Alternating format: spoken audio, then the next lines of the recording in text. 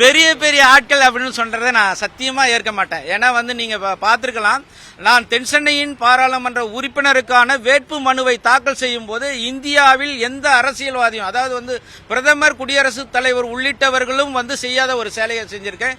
இதுவரை இந்தியா தேர்தல் அரசியலில் யாரும் செய்யாத, பார்க்காத, செயல்படுத்த முடியாத தில்லான செருக்கான செயலை செய்திருக்கிறேன். அது என்னன்னா, வேட்பு மனு வாங்குகின்ற ஆர்ஓ தேர்தல் நடத்தும் அதிகாரியிடம் என்னுடைய வேட்பு மனை நீ வாங்கணும்னா ஏன் சின்ன வேட்பு மனை வாங்கு, நான் மக்கள் பிரதிநிதியா மாற போறவன், மக்களின் குரலாக மன்றத்தில் ஒலிக்க போறவன், எனக்கான மரியாதையை நீ கொடு, நீ அரசு கூலி, மக்கள் பணியாளன், மக்கள் வரி பணத்துல சோறு சாப்பிடுறவன் அப்படின்றத சொல்லி அவரை ஏஞ்சி நின்று வேட்பு மனு வாங்க நிர்பந்தம் செய்தேன். அவர் முடியாது அப்படின்னு சொன்னாரு.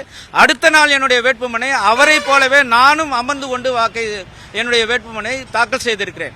பலரும் சொன்னாங்க, எங்க இதெல்லாம் பண்ணீங்கன்னா தேர்தல் நடத்தும் அதிகாரி உங்களுடைய வேட்புமனுவை நிராகரிச்சிருவாங்க அப்படின்னு பயமுறுத்தினாங்க. சொன்னாங்க. நான் அதுக்கு சொன்ன பதில் ஒன்னே ஒண்ணுதான், நான் நேர்மையாளன், மக்கள் மனசாட்சியாக இருக்கிறேன், குற்ற பரம்பரையா இல்ல, நான் குற்ற பரம்பரையை சார்ந்தவன் இல்ல. என்னுடைய வேட்புமனுவை எந்த அதிகாரியாலும் கண்டிப்பா நிராகரிக்க முடியாது அப்படின்னு சொன்னேன். அதன் அடிப்படையில் என்னுடைய வேட்புமனு ஏற்றுக்கொள்ளப்பட்டிருக்கு. நீங்க குறிப்பிட்ட அந்த வேட்பாளர்கள், அந்த வேட்பாளர்களின் கட்சிகளை சார்ந்தவர்கள் சத்தியமா நான் ஓட்டுக்கு பணம் தர மாட்டேன் அப்படின்னு சொல்லவோ, அவர்கள் கூட்டமா சேர்ந்து என்னை போல தனி மனித ஒழுக்கத்தோட மக்களை சந்தித்து ஓட்டு சேகரிக்கவோ இயலாது. அப்படின்னா என்ன அர்த்தம்னா, அவர்கள் எல்லாம் கோழைகள், அவர்களால முடியவே முடியாது, அவர்கள் வீரர்கள் கிடையாது.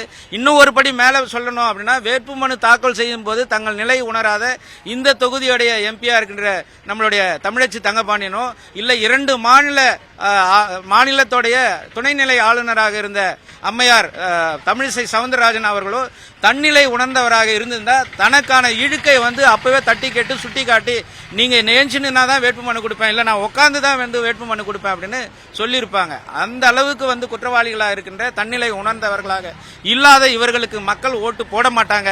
மிக குறிப்பா என்னை போன்ற எளியவர்கள் மக்கள் மன்றத்தில் கொண்டு போய் சேர்ந்தோம் அப்படின்னா கண்டிப்பா வெற்றி நிச்சயம்.